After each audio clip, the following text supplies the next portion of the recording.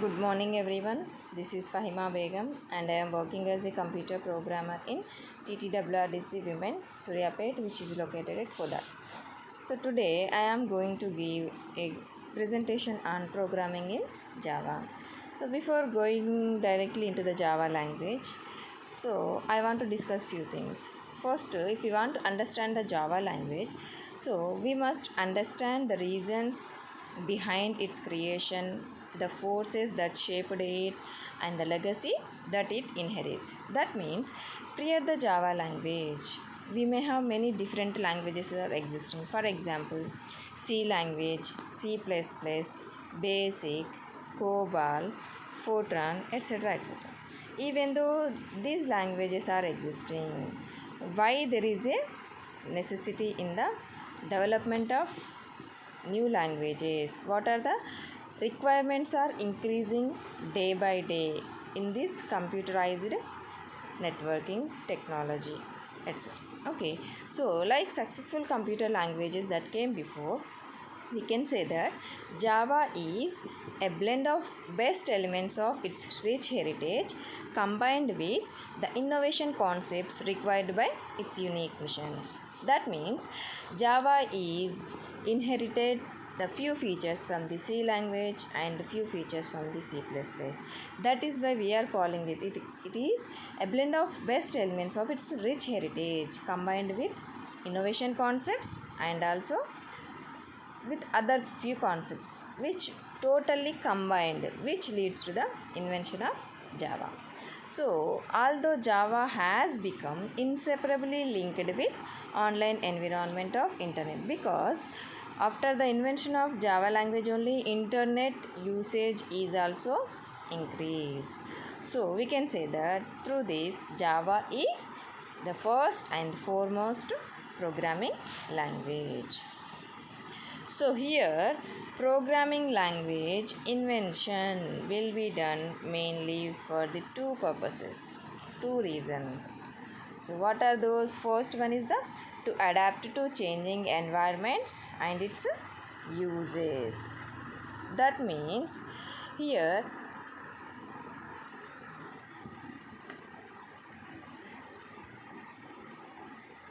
that means whatever the changes we may require for any programming language, they should be adapted. Okay, and the second one is to implement refinements and improvements in the art of programming language. That means whatever the refinements, whatever the improvements are there, they should be applicable into the programming language. Okay, so next one is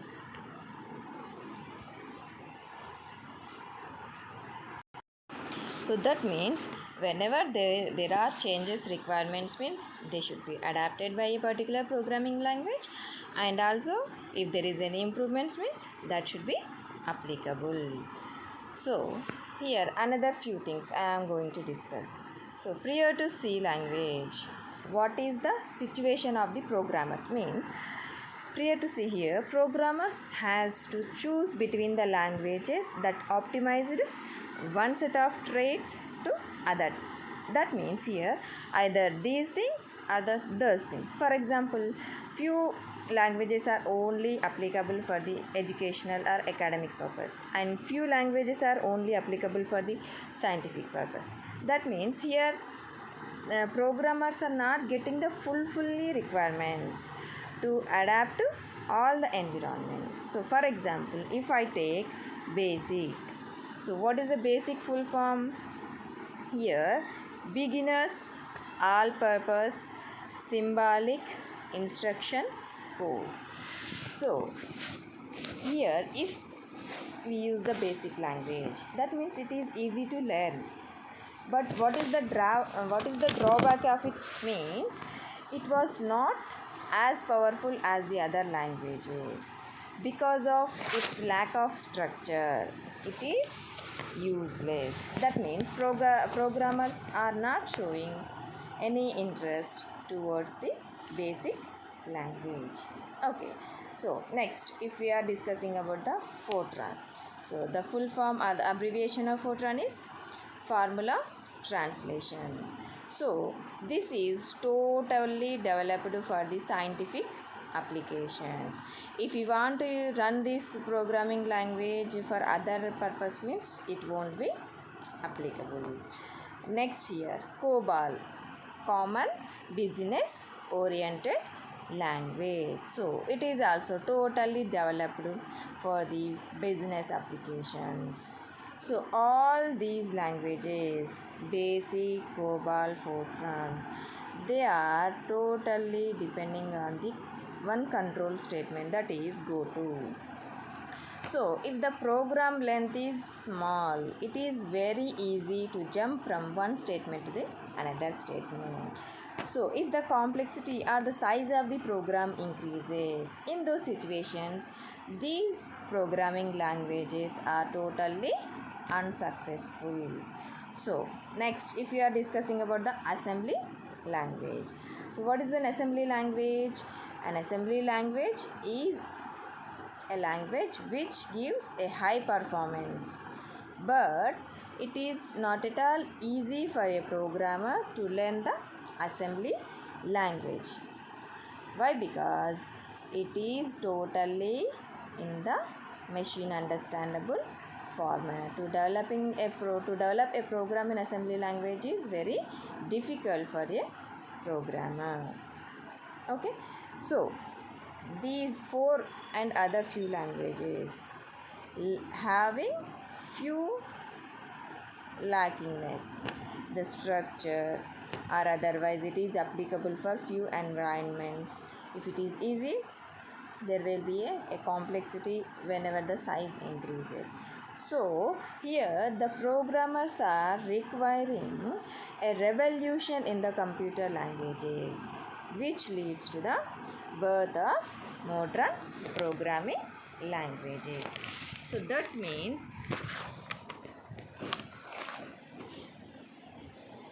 here C language. What is the invention of C?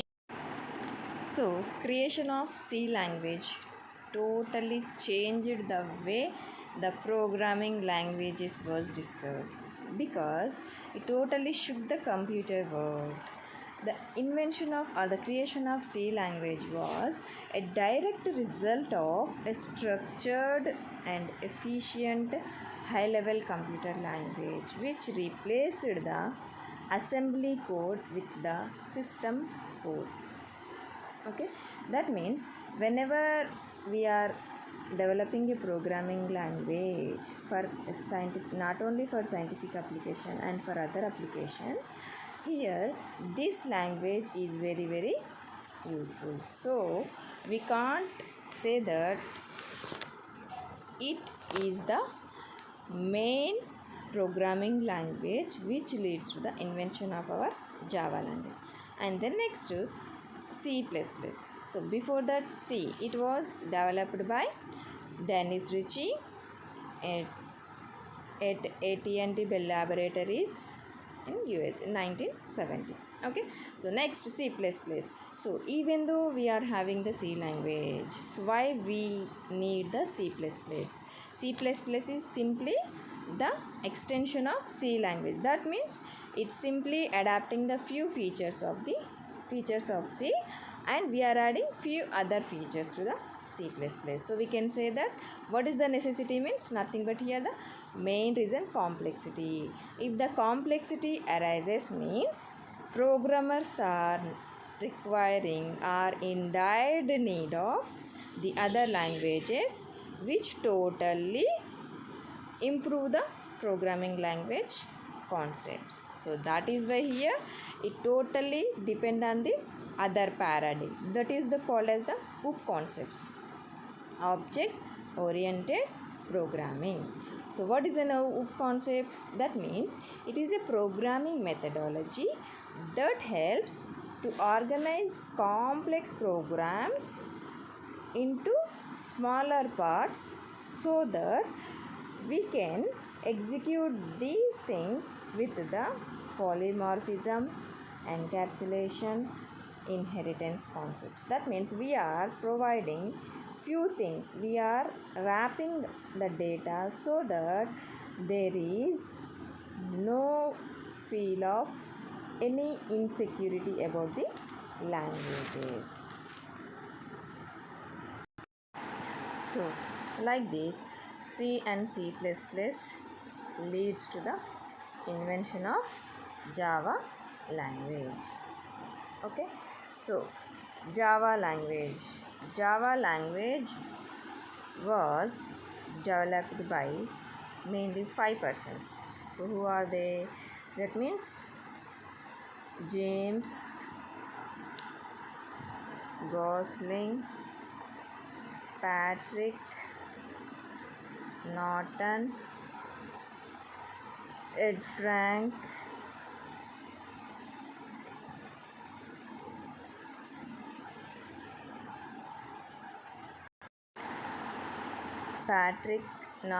Ed Frank, Mike Sheridan. Sorry, I forgot the last one. So, what are the few features which leads to our Java language? So, what are the main features or the buzzwords of the Java language? Means here, first one is simple. What is simple? Java language is very easy to learn.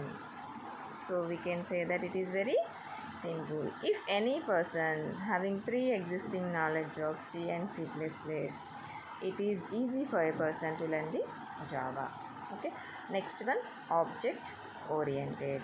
So here C++ is also object oriented, Java is also object oriented.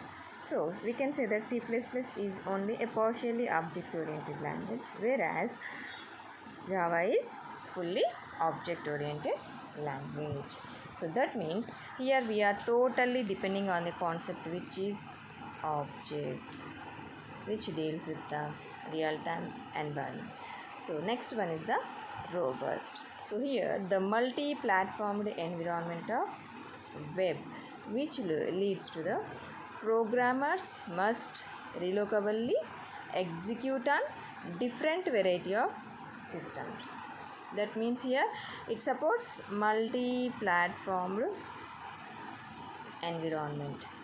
Okay, so here C language only supports which one? Unix only under one operating system only. Like that here our robust nature will leads to multi-platformed feature. Next one, multi-threaded. So here why we are saying it is the multi-threaded means Java is designed to meet the real world requirements of creating and interacting with the networked program. So that's why here we are calling it as the multi-threaded. And the next one is the architecture neutral. So that means here we are saying it is a multi-platform. That means it supports many platforms. So in few languages, if we are writing a program today, means we won't know that tomorrow the same program and the same system will work or not. But in Java language, we can say that if we write once a program, we can run under any operating system. So that's why here we can say that write once and run anywhere. Next one, interpreted and high performance. So that means here Java language bytecode was carefully designed so that it would not be easy to translate into native machine. That means here bytecode, whenever we are compiling a program in Java language, means what happens? Totally it is converted into the bytecode. So for everyone it is not easy because here we are using Java virtual machine, which leads to the conversion of this bytecode into the machine understandable format. Okay, so the next one is the distributed. That means Java language will be designed in the distributed environments, just like Here we are using TCP, Transmission Control Protocol, Internet Protocols. Nothing but here we are accessing a file remotely through the internet. Okay. The next one is the dynamic. That means here we are dynamically linking the data at the runtime system. So it supports runtime polymorphism. That's why we are calling it as the dynamic. So like these are the main features which leads to the Java language success. Okay, so next here, mainly here we are going to discuss about the classes. Okay, so in every programming language here we are having the few structure like that only. Here in the Java language also we are having the structure, just like here. First we will write import statement. Okay, first import statement,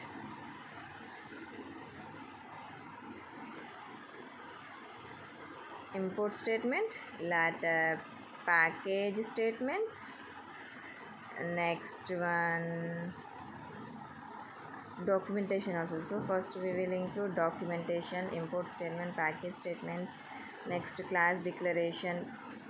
Inside the classes we are having variables, data members and member functions, class group.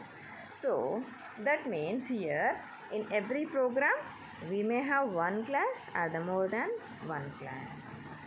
Okay, so Java supports many classes. So before we are going to depthly discuss about this, first thing we have to discuss about the class. So what is a class? A class is a prototype, okay, which contains all the details, just like for example a house. Okay, a house means here what are the things we may have? It contains all the details about floors, doors, windows. Okay, na? So based on this description we build the house. So for this we can say that here it is a blueprint for the object. Okay, so what is an object then? An object is a real-time entity. For example, what is this? Means a book. A book is an object, we can say. Okay, so here what is the structure of the class? So here first we should start with the class keyword, class name, braces open, variable declaration, and whatever the different methods we want to include, so braces close. Okay, so this is the structure of our class. Next, here how we are declaring a class, how we can declare a class. Okay, so a class is a user defined blueprint or a prototype from which an object is created. So what we include inside the class? It represents the set of properties or methods that are common to all objects of one type. Okay, so classes, objects, these two are the basic concepts of the object oriented programming. Okay, so already we have discussed here class, class name, variable declaration and method declaration. So here inside the class we may have few things. Okay, so what are those? Means first one, modifiers. A class can be public or has default access. That means to prevent unauthorized accessing, here we will use access specifiers or the modifiers. Defaultly it is public, otherwise we can use it as the private and the protected. So protected mode will be only used inside the inheritance topic. Okay, so here we are having few rules for the class declaration. What are those? Means class name, the name should begin with an initial capitalized letter. So first letter of the class name should be capital letter. Next one, super class. So what is a super class? it is used inside the inheritance topic. That means if a class inherits the properties of the other class, then the inherited class is called as the subclass. The properties which was inherited, it is called as the superclass, or we can call it the base class, subclass, superclass, subclass, base class, derived class, parent class, child class, like that. Okay. So next one is the interfaces. Okay, so whenever we are using interfaces inside the classes, mean if we are having more than one interface, means we will separate it with the comma, interface A, comma, interface B, like this. Okay, so interface topic will be used inside the multiple inheritance topic. Okay, next one is the body of the class should open with the brace and this close with this brace. Okay, so next one here, state or variable. Inside the class we are having the state. Okay, so what is the state then?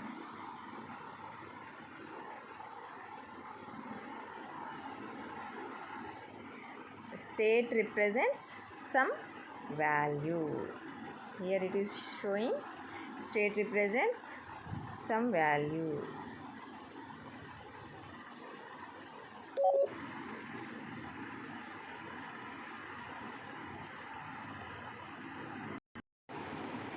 So here state represents some value.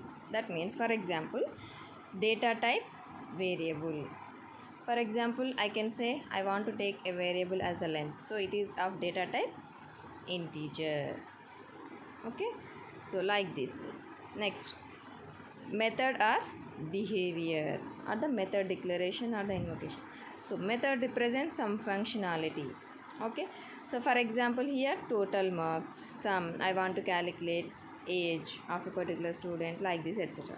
So how I can represent method means with the access specifier, return type, method name, parameters type, comma, parameters type 2, etc., body of the method.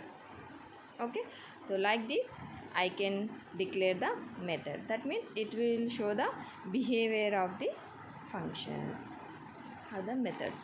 So here access specifiers. So access specifiers may be here three types: public, private, protected. So default access specifier is public. If you want to define our data to few persons, that means here we can declare it only private. That means no one can be used. Protected means here it is used in the inheritance. Okay, so every method will have the return type. Okay, so return type of the methods will be two types: void and non-void. Void means if a method is not returning any value, means it is represented as void. If a method is not returning any, it is returning some value, means it is returned as a non-void. Not non-void, depends on the data type. That for example, if it is integer means int, if it is float means float, like this. Okay, so next one,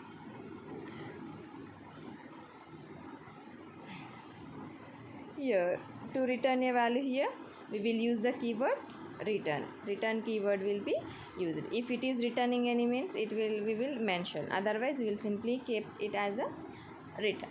Okay, so here I am showing for one example. So class, my class, here class name is my class. We are using class name with the class keyword. First letter of the class should be capital, braces open. So here the method name is the add. Next, a, b. What is this? A is the variable, sorry, parameter. A is the parameter of integer type. Next, braces open, body of the method, here c is equals to a plus b. That means here we are performing some addition operation, and which was stored inside the C language, and here we are returning the value C. Sorry, here printing mistake. Return C. So that is why here I am mentioning the data type int, like this. Okay, so that means here we are returning the data using the return keyword. So we had already discussed about the methods. So what is a method? It will show the functionality of a class. So what is the function, what are the purpose or the behavior of the methods and its structure. Now constructors. So what is a constructor? In constructors we are having two types: default constructor, parameterized constructor. Okay, so what is a default constructor? Before that, what is a constructor? A constructor and a class name of a class name and method name is same, then we call it as the constructor. Okay, whenever a method name class name is same means we can't call it as a method, it is called as the constructor. For example, class A, after that I am having a of, so I am writing some value here. That means here what happened, this name is same, that means it is called as the constructor. So whenever the constructor is called means when the object is created, automatically constructor is called. And the other feature is it does not have any return type, but methods will have the return type. Constructors does not have return type. Mainly we are having two types of constructors. Default constructor, if a constructor does not have any parameter, then it is called as the default constructor. Next one is the parameterized constructor. Parameterized constructor means if a constructor is having the one or more than one parameter, then it is called as the parameterized constructor. And the third one is also we are having copy constructor. So it is not at all widely used. Okay, so first here I am going to discuss about the default constructor. Okay, so I have given some example. First, imports java.io.star import statement. So class text. So here text, what is this? Constructor. And what is this? Class name. Okay, so inside it I am using output statement system.out.println. Hi system.out.println, welcome. Okay, so here I am printing the two statements, hi and welcome, when the object is created for this text class. That means I am not separately creating an object and I am calling the constructor here. It is created or called whenever the object is created. That means text space t1 is equals to new text.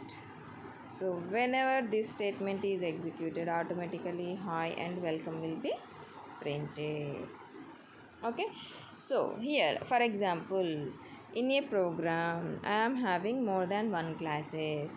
So here whenever we are saving the file, the class name should be the file name should be the same. That means main method, in which class main method is existing, in those class only class name should be, file name should be saved. For example, I am having text here, in another class I am having the a, inside the a I am having the main method.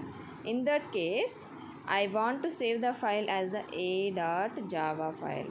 I should not save the file name as the text.java. It won't take. Why? Because main is the main program. Because program execution will start from the main method. So main is located in a class. That is why I should keep the file name of the Java program should be a.java. Okay, understood? So next one here, parameterized constructor. Here that means I am mentioning few parameters for a constructor. So class, first one import statement. First one import statement. First one import statement. Next class area I am taking two variables, length and width, and the constructor area, class name, constructor name same, and I am taking two variables, parameters x and y of integer type. So now I am assigning this with length and width. Okay, that means x value will be assigned to length and y value will be assigned to width. So here if I am mentioning parameters means that's why here it is calling as the parameterized constructors. Okay, so next important topic is Java object. So what is an object means? It is called as an instance of a class. For example, animal. If we take the animal class means then we can take a cat, dog, horse and so on can be considered as objects of animal class. Okay, so here is how we can create objects in Java. So how we can create objects in Java means by using this statement: class name space object name is equals to new space class name of. That means we use new operator. By using the new operator we can create the object. Okay, so object creation how means whenever we are using the new operator means it will create some memory inside the space. That means it will occupy some memory, or it will occupy some space, or we can say that some amount of memory is allocated for that particular object whenever we are using new operator. Okay, so for example here class name, I am taking student as a class, object name space s1 next is equals to new class name is student. So by this I can create the object s1. Okay, that means when by after this statement some memory is allocated for the s1 object. Okay, so next one, object declaration. Java is an object oriented programming language which totally depends on the object. So every object will have two characteristics, state and behavior. So for example lamp is object. So what is the state of the lamp means we can say either it is on or the off. So that is why here on or off is the behavior we can say. Next, bicycle.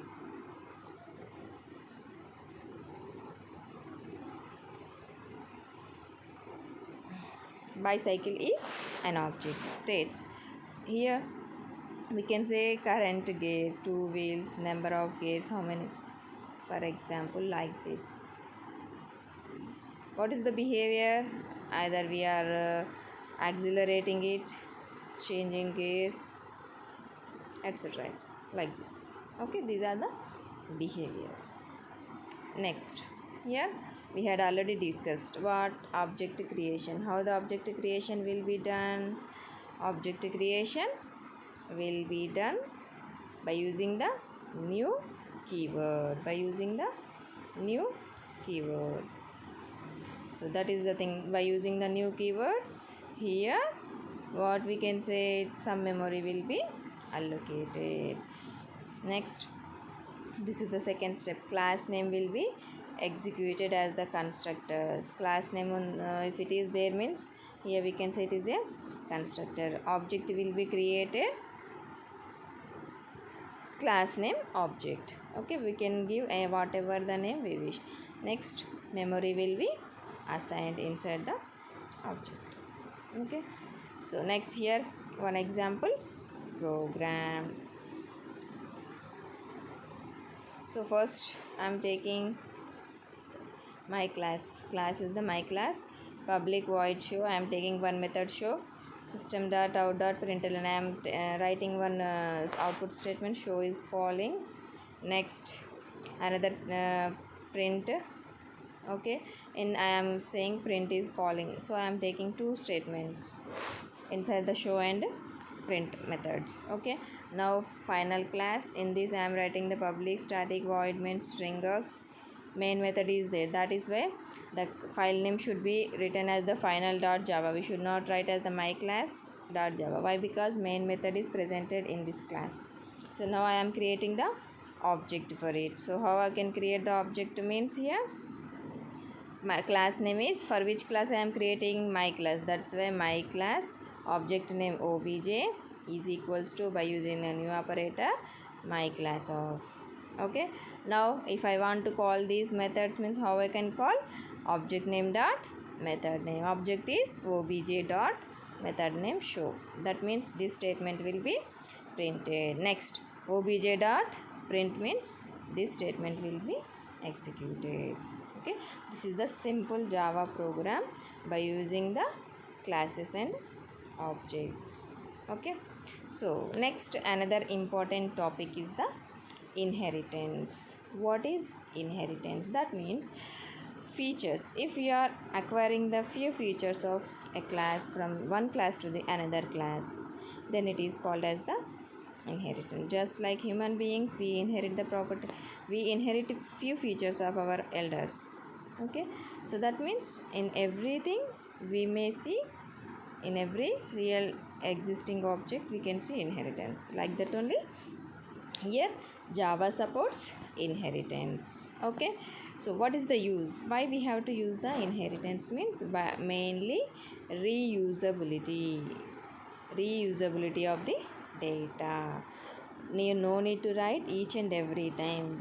If we write once means we can inherit those properties into the subclass. And if we are shortening the data means there is no repetition, means there should be no length of program. That means there is no wastage of memory. Mainly here these are the two important things where we can show the advantages of the inheritance. For example, I am saying here superclass animal. In those I am taking two methods, eat and sleep. Okay, so the subclass is dog. Okay, animal means we can take any animal, so that is why here dog, here bark. Okay, so inside the subclass I am taking the method bark. It is the behavior of the animal dog. Okay, so that means here we should write the arrow mark. If a class is inheriting means compulsory we should show the arrow mark. Okay, next one here types of inheritance. Here Java supports mainly 5 types of inheritances: single inheritance, multi-level inheritance, hierarchical inheritance, multiple inheritance, and hybrid inheritance. So here first one is the single inheritance. That means one class derives the properties of another class. That means here mainly we are having two classes, class A and class B. Okay, class B inherits the properties of class A. Okay, like this. So it is called as the base class and it is called as the derived class.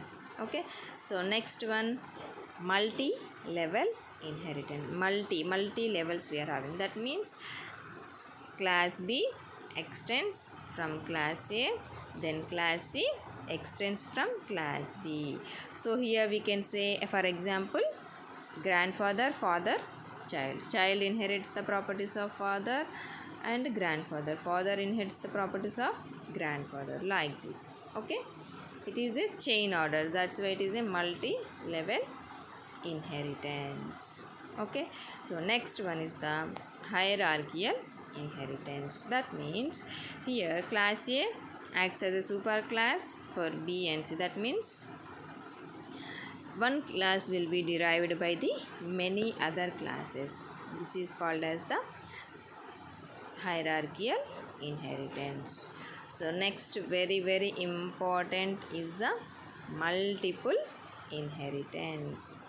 That means whether Java supports multiple inheritance or not.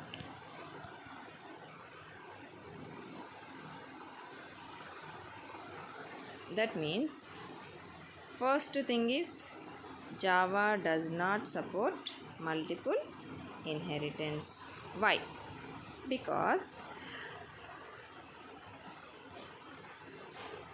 if we are having more than one classes, if we are having more than one classes, parent classes means here we may have a complexity or confusion while deriving the data from the parent classes. So okay, so here first question, what is the thing it should come in our mind is the Java, whether Java supports multiple inheritance or not, means first answer is no, but it will support the multiple inheritance in different ways. What was that? Means by using the interfaces, by using interfaces. Okay, interfaces are the things where we can implement them, whereas in inheritance topic we will extend the classes. So that is means parent A, parent B are the two interfaces, and child C is the class which implements the properties of these two interfaces. Okay, like this Java will supports the inheritance. Next one is the hybrid inheritance. That means it is totally mix of two or more types of inheritances. That means here we can say multi-level or hierarchical or other things. Okay, whatever may the means mix of two or more inheritances is there, then this type of inheritance is called as the hybrid inheritance. So I hope you understood my class, and thank you so much for listening to me. Thank you.